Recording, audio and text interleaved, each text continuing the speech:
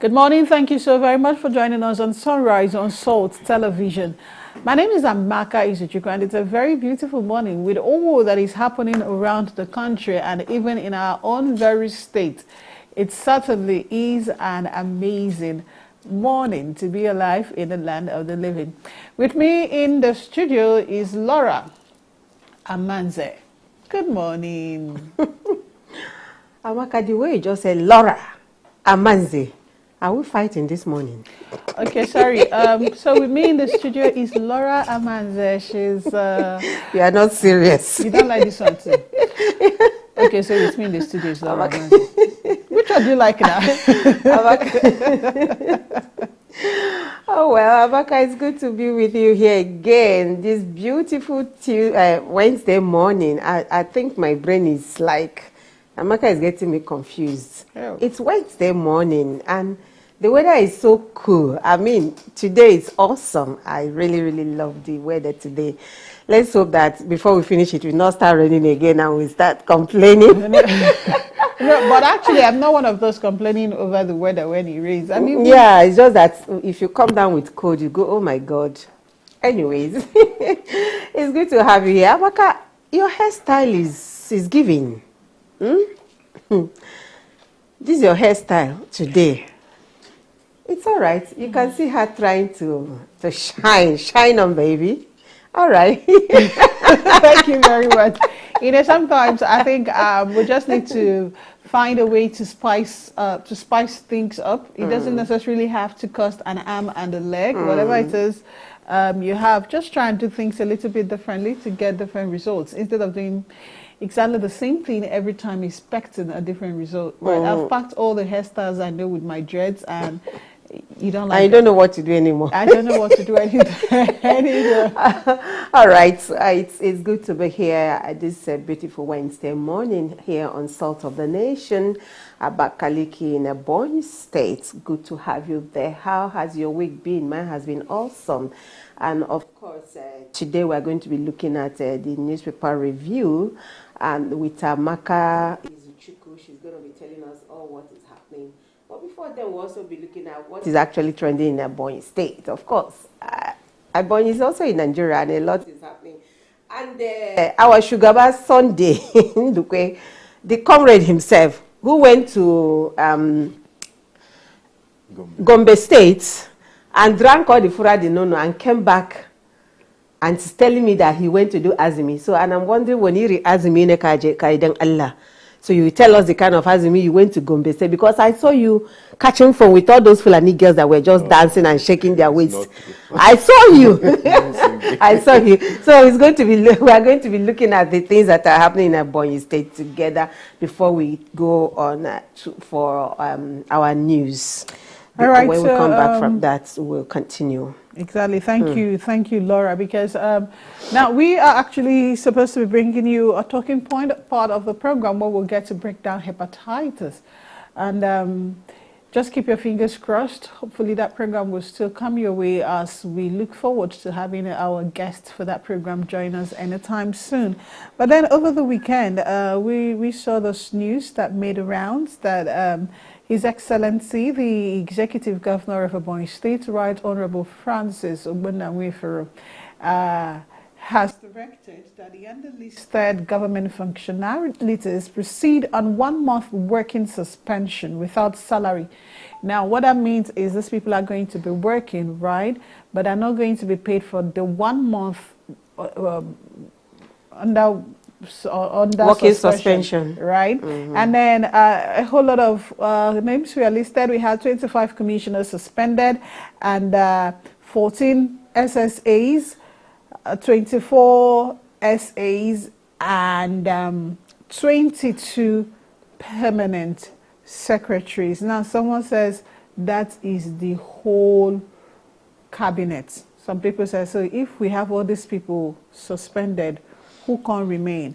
But the thing is, the governor also directed that the affected officers should not sign any official documents within the period of their suspension, while commissioners should hand over to their respective permanent secretaries. And the suspension actually took effect immediately. When we say immediately, we mean July the 28th of 2025, according to the Chief Press Secretary, Dr. Monday Ozo. Quite a lot of reactions have been trailing the suspension, but I want to start with Laura Shigaba. Chief IA. I call him Chief IA, sorry, but he's a unionist, so I would want to know what he makes of this. And the thing is, so far, there's been no official explanation as to what the official function, the official event that they didn't attend is. So every other thing we are hearing is not substantiated at the moment. But I don't think that changes what you think about this. Yes, it is at the instance of the governor to hire or to fire. It's at the instance of governor to suspend and also to recall.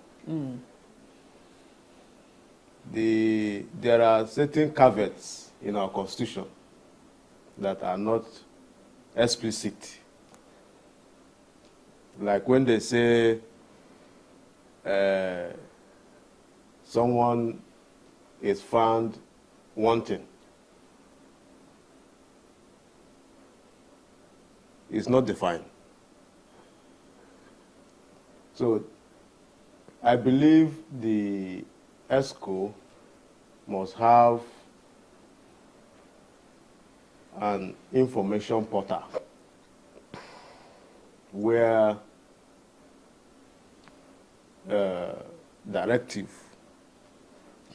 might be passed online to members of ESCO, commissioners, and the rest. Possibly, such information might have been passed through those online portals, maybe WhatsApp or Messenger or whatever. Maybe due to the fact maybe the man at the head of affair might overlook things. And then maybe at this point, he decided to wield the big stick. You know, it's okay. It seems like I'm becoming too lenient to my appointees, to the extent that such number will not be available in a state function. It depends on how the governor decides to run the affairs of the state. If a governor says that a particular function is state function, that's what it is. It's not defined anywhere that a function must be this nature or that nature before you now say this one is state function and the other one is not state function. It is the governor that has that power to say this function is state function, and it becomes so. So I still continue to reiterate that Mr. Governor has the power to fire and on fire and to hire. Okay, Laura, considering the number of appointees that are involved, you know, Shikaba said something. He said he believes there had to be a portal, an official communication channel where, you know, this information are dropped and all of that. And Shikaba also said another thing, that the governor has the power to fire and on fire, right? Or is it hire and fire, right? Yes, hire and fire. Yeah, hire and fire. What do you think really happened? Is it that maybe they were not aware, or is this an act of insubordination? Because feelers that we are getting, you know, that is not from official sources, actually say that this state event happens to be the graduation ceremony of the last baby of the governor, but then it's not official because, I mean, the government hasn't come to, as I said earlier, the government hasn't come to say what event that was or not. So is it that these people, do you think that they were not aware of this function, or it's a blatant act of insubordination? Well, considering our climb, I wouldn't say it's a blatant act of insubordination. Though for a while there, the governor has been lamenting on how some of his appointees don't show up for state functions. You understand? But how, excuse me. However, we need to differentiate what is actually a state function and what is a personal or, the governor's family function. Shugaba says it's the policy No, of the governor to yes, actually even say- in as much as Comrade Sunday said that, you discover that in the hierarchy of things, there are the core staff of the governor, which starts from the chief of staff and all that down, his main cabinet. You understand? Those that kitchen cabinets, you understand, his kitchen cabinet, those that are like, okay, whatever he does, food and all that, that is more like an extended family. You understand? Okay. And then there is these other state functionaries, you understand, like the appointees. Now, I believe that, like Comrade Sunday said, that there's a channel of information. I'm aware that all these people, they have WhatsApp groups where state functions are sent to.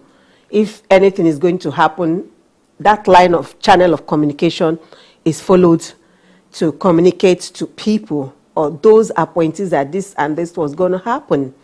So what we don't know is, was that actually followed? Okay. Where people are aware that this particular function was going to take place and then they refuse to come.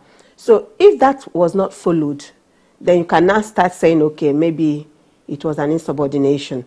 But there's also the feelers that this is just a tip of the iceberg of the bigger things to come, because that the governor wants to shake up his cabinet, his executive, that he wants to shake it up.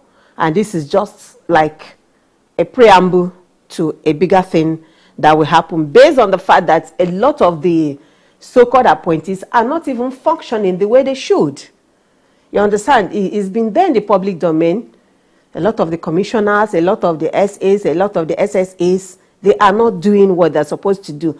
But what bothers me is when you say you are suspending people, your appointees, without pay, and they should go to work and not sign anything.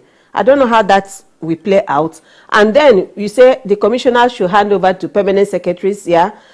If they hand over, some of the ministries, both their permanent secretaries and their commissioners are affected. And it's appalling how that are they the going to Commissioner do that? for Information is also, I mean, I saw him. Yeah. And I think I also saw the permanent secretary. And the Commissioner for Aviation. And the permanent secretary. Okay, so in 1 minute, as we prepare for news, in 1 minute, do you think that, this suspension is going to affect the smooth running of the states?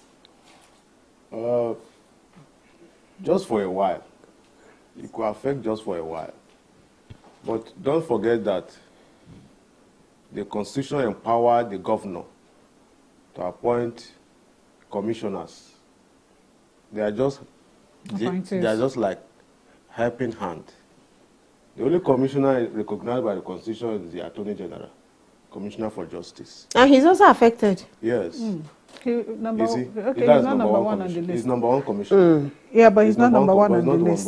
Yeah. Every other function can be carried out by the office of the governor. But the Constitution allows that the governor can appoint, and they make sure that when he's appointing, he should have a spirit across the local government. Because it's not compulsory. All right, we will leave it. We will leave it there, and we will return after the news to take a look at what the newspapers are saying this morning. Stay with us.